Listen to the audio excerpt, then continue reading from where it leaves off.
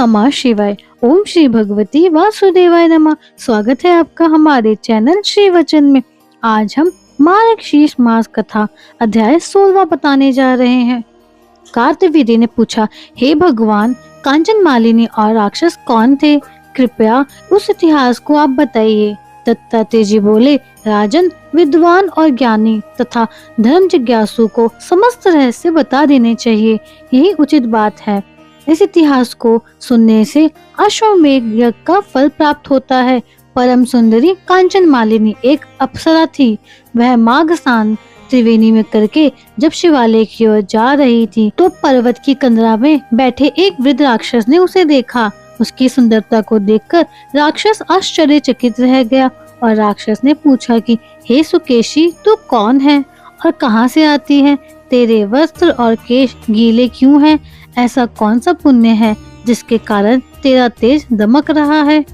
तेरे दर्शन मात्र से मेरे क्रूर मन को शांति हो रही है। क्या महिमा है, तुम मुझसे कहो।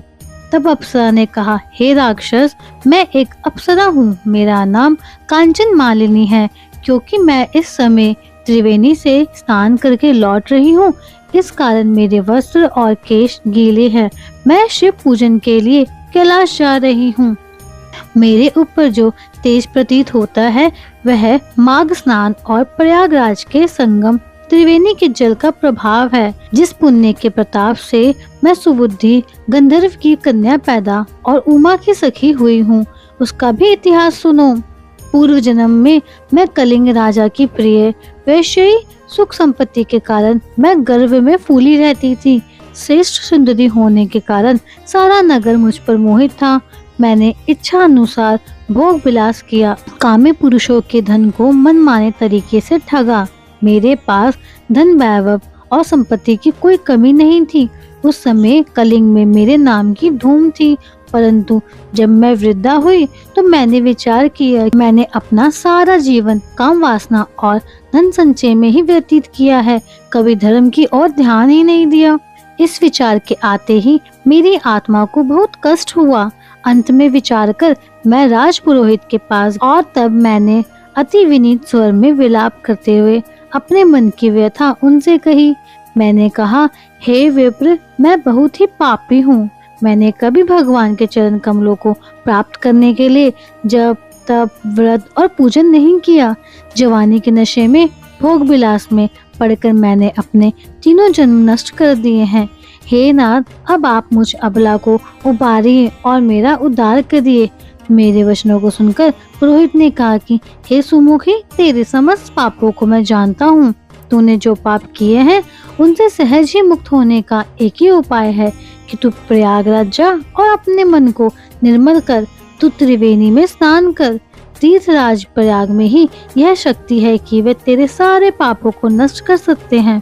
ऋषि जनों का यही कहना है कि प्रयागराज में माघ स्नान करने से प्राणों के समस्त पाप नष्ट हो जाते हैं। जयते तीर्थराज प्रयाग की तीर्थों में प्रयागराज ही श्रेष्ठ है। भीरू, अब तुम प्रयागराज के महात्म्य को सुनो। पुराने समय में देवराज इंद्र ने जब काम से पीड़ित होकर गौतम की परम सुंदरी पत्नी अहिल्या के साथ पापाचार किया तो क्रोध में भरकर ऋषि ने इंद्र को शाप दिया कि फलस्वरूप देवराज के समस्त शरीर पर हजारों भाग चिन्ह बन गए और उनका स्वरूप लज्जापूर्ण एवं कुरूप हो गया। तब मन में लज्जा और धारण किए हुए मुंह नीचा करता देवराज इंद्र संसार की नजरों में बचता सुमेरु पर्वत पर जा पहुंचा।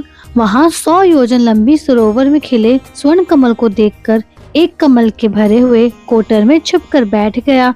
एकांतवास करता हुआ इंद्र अपने कृत्य पर पछताता रहा।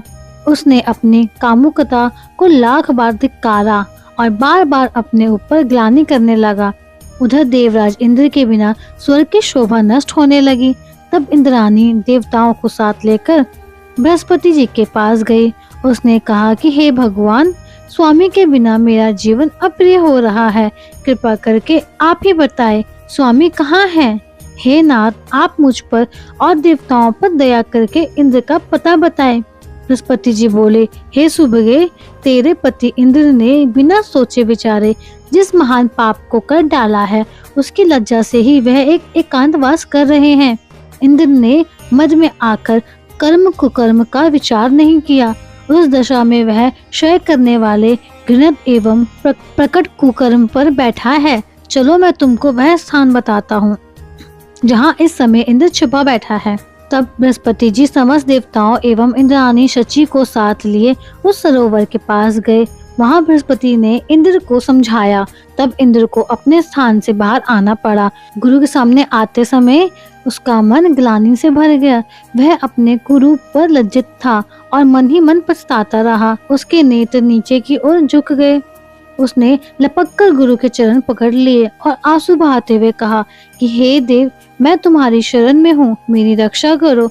मुझे ऐसा उपाय बताओ जिससे मैं इस शाप से मुक्त हो सकूं। हे नाथ, मैंने बिना सोचे बिना समझे जो भी अपराध किया है उससे आप ही मुक्त कर सकते हो। मैं आपकी शरण में हूँ। इंद्रदेव के इन वचनों को सुनकर देव गुरु बृहस्पति जी ने कहा, हे देवराज, तुमने महान दुष्कर्म किया है, परंतु इतने दिन एकांतवास करते हुए तुमने अपने कर्म का पछतावा किया है। इसलिए तुम्हारे पाप को नष्ट करने का उपाय तुम्हें बताता हूँ। इस शाप से मुक्त करने के लिए कोई शक्ति त्रिलोक में नहीं है। ब्राह्मण का श्राप नष्ट नहीं हो सकता, परंतु उसको स्वरूप अवश्य बदला जा सकता है। समस्त पाप तीर्थों के स्थान के द्वारा ही नष्ट होते हैं। समस्त तीर्थों में प्रयागराज श्रेष्ठ है, इसलिए तुम हमारे साथ चलकर प्रयागराज तीर्थ पर त्रिवेणी स्नान करो। वहां निश्चय ही तुम्हारे पाप नष्ट होंगे। तब इंद्र उनके साथ प्रयाग गया और त्रिवेणी में स्नान किया। उसके समस्त पाप तुरंत नष्ट हो गए। तब बृहस्पति जी ने इंद्र की बुद्धि निर्मल जानकर आशीर्वाद देते हुए कहा कि हे इंद्र, ऋषि के श्राप से तेरे इस शरीर पर जो हजारों भाग चिन्ह हैं वे नेत्र बन जाएं। तभी से इंद्र के हजारों नेत्र हो गए। हे सुनियन, जिस प्रकार इंद्र त्रिवेणी में स्नान करने से निष्पाप हुआ, उसी तरह तेरे भी वहां स्नान करने पर पाप नष्ट हो जाएंगे। तू भी वहीं जाकर स्नान कर। उनकी बात मानकर हे राक्षस, मैं प्रयागराज गई और मैंने त्रिवेणी की पवित्र धारा में स्नान किया। उन दिनों माघ मास था। 3 दिन के स्नान से मेरे समस्त पाप नष्ट हो गए। शेष 27 दिन के स्नान का मुझे दिव्य फल मिला। मैं पार्वती जी की सखी बनी हूँ। अब भी मुझे पूर्व वृतांत याद है और वहाँ से लौट रही हूँ। धन्यवाद। यह अध्याय हमारा यहीं समाप्त होता है। इसके आगे की कथा हमारे 17वें अध्याय में है। अगर आपको वीडियो पसंद आई तो वीडियो को लाइक करें, शेयर करें और सब्सक्राइब करें श्री वचन को।